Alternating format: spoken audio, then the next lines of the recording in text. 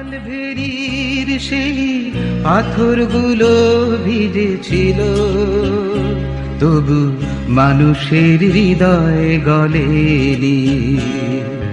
কালভেরির সেই পাথরগুলো ভিজেছিল, তবু মানুষের হৃদয় গলেনি।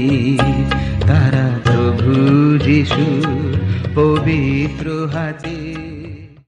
প্রিয় শ্রোতা বন্ধু, প্রভু যীশু খ্রিস্টের নামে স্বাগত জানাই। গতকাল আমরা দেখার চেষ্টা করছিলাম একত্রীকরণের ক্রুশের অনৈক্যের কারণ। প্রথমটা ছিল অগ্রহণযোগ্য আত্মা। যখন কোনো স্ত্রী ও পুরুষ যারা ক্রুশের সান্নিধ্যে যায়, তারা প্রথমে নিজেদের উদ্দেশ্য ও সন্দেহগুলিকে দেখতে পায়, নিজেদের অন্তরের রোগগুলি উপলব্ধি করতে পারে এবং অন্যকে নিজের চেয়ে শ্রেষ্ঠ রূপে দেখে। তখন সে নিজেকে অনুশাসনের মধ্যে রাখে এক মিলিত সহভাগিতার জন্য আত্মার যোগবন্ধন ও শান্তির ঐক্য রক্ষা করতে যত্নশীল হয়। কিন্তু এই রকম একটি উপায় অশিক্ষিত আত্মার কাছে বোধগম্য নয়, এবং তাই আমাদের প্রার্থনা করা দরকার, আপনার দাসকে একটি বোধগম্য হৃদয় দাও। প্রিয়, আজ সকালে আমাদের প্রার্থনা অতি প্রয়োজন, যেন আমরা বোঝার অন্তঃকরণ প্রাপ্ত হই। অনৈক্যের দ্বিতীয় কারণটি হল মনুষ্যদের ন্যায় চলা। পৌল করন্থীয় বিশ্বাসীদের যারা মাংসিক খ্রিস্টান তাদের একটি চমকপ্রদ উপায়ে নিন্দা করেছেন। বলেছেন, তোমরা মাংসিক মানুষের ন্যায় চলো। প্রথম করন্থীয় 3:3 লেখা আছে, কারণ এখনো তোমরা মাংসিক রইয়াছ। বাস্তবিক যখন তোমাদের মধ্যে ঈর্ষা ও বিবাদ রইয়াছে, তখন তোমরা কি মাংসিক নও এবং মানুষের রীতিক্রমে কে চলিতেছ না? এটা একটি প্রশংসা ছিল না। চার্চের কাজকর্ম, মানুষের বুদ্ধি ও মানুষের পদ্ধতিও রীতিক্রমে চলে না। ঈশ্বরের কাজ যখন মানুষের বুদ্ধি, পদ্ধতি ও রীতিক্রমে চলে, তখন সেটি শয়তানের কার্যে পরিণত হয়। আধ্যাত্মিক কাজ কখনো মাংসিক লোকের হস্ত দ্বারা সাধিত হয় না। প্রিয়, আবারও বলছি, আধ্যাত্মিক কাজ ও পরিচর্যা মাংসিক বিশ্বাসী ব্যক্তির দ্বারা সাধিত হয় না। আপনি হয়তো মনে করতে পারেন আপনি ঈশ্বরের কাজ করছেন, কিন্তু যদি আপনি একজন মাংসিক বিশ্বাসী, ঈশ্বর আপনার কাছে গুরুত্ব পান না। আপনার শিক্ষা দীক্ষা, আপনার বুদ্ধি, আপনার অহমিকা, দাম্ভিকতা ও স্বার্থ নিয়ে ঈশ্বরের কাজ করেন, তাতে ঈশ্বর খুশি হন না। তাই আপনার পরিশ্রমের ফল মিষ্ট না হয়ে তিক্ততাই বেশি লক্ষ্য করা যায়। এর প্রমাণ, আপনার মাংসিক স্বভাবের জন্য খ্রিস্টের দেহ মণ্ডলী কষ্ট পায়, মণ্ডলীর বিভাজন হয়, প্রিয়জনদের মধ্যে শান্তি থাকে না, এমনকি নিজেও বুঝতে পারেন নিজের প্রাধান্য ও মর্যাদার পতন ঘটেছে। বর্তমানে অনেক চার্চের বিশ্বাসী ও পালকবৃন্দের এই অভিজ্ঞতা। অতএব মনে রাখবেন, ঈশ্বরের কাজ কেবল আত্মিক লোকেরাই করতে পারেন এবং তার ফল হবে ঐক্যতা ও অনৈক্যতা নয়। চার্চ কোনো ব্যবসা করার জায়গা নয়। যদি প্রভু যীশু এখন সশরীরে আমাদের মধ্যে থাকতেন, তাহলে কষা ধরতেন এবং তার মণ্ডলীকে পরিষ্কার করতেন এবং সমস্ত ব্যবসা বাণিজ্য মণ্ডলী থেকে দূর করতেন, যেমন জেরুসালেম মন্দিরকে করেছিলেন, যা যোহনের 2 পাঠ করি। খ্রিস্টের রাজ্যত্ব পারে না জাগতিক রাজ্য হিসাবে প্রতিষ্ঠিত হতে। যদি আমাদের চার্চের কমিটি মিটিং ও মণ্ডলীর অনুশাসনে এগুলি ভুলে যায়, তাহলে প্রভু যীশু আমাদের ভৎসনা করেন।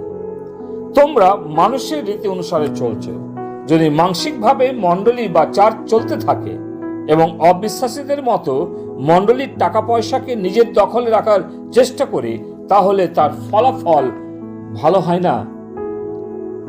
তার ফলাফল হবে মণ্ডলীর বিভাজন এবং কলহ, যেমন অন্যরা পেতে চায় ক্ষমতা এবং প্রতিপত্তি। তৃতীয়ত, অনৈক্যের কারণটি হল মলিন হৃদয়, অপরিষ্কার অন্তর। যাকব তার পত্রে লিখেছেন, যাকব 4:1, তোমাদের মধ্যে কোথা হইতে যুদ্ধ ও কোথা হইতে বিবাদ উৎপন্ন হয়।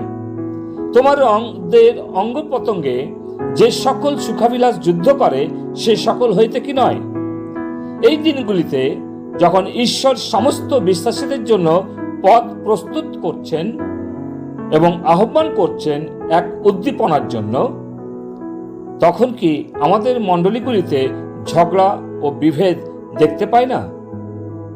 যদি আমরা জ্যোতিতে চলি তাহলে আমাদের পরস্পরের সহভাগিতা আছে।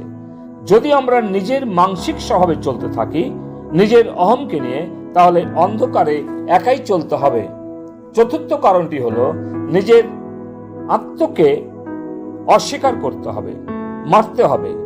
আমরা কখনোই নিজের অহম ও আত্মকে শেষ করতে চাই না, তাই কোনো ফল দেখতে পাই না। নতুন নিয়মের যোহনের 12:24 পড়ুন।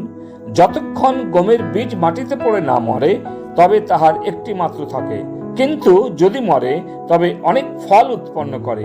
যখন আমরা আমাদের মতামত, আমাদের সাম্প্রদায়িক কুসংস্কার এবং ঈশ্বরের ইচ্ছার অধীনে মরতে অস্বীকার করি, তখন আমরা একাই থাকি।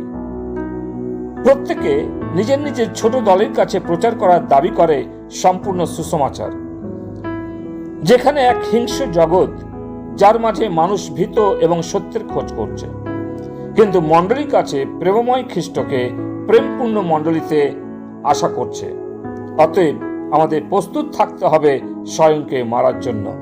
ঈশ্বর তিনি তার বাক্যে আমাদের আশীর্বাদ করুন।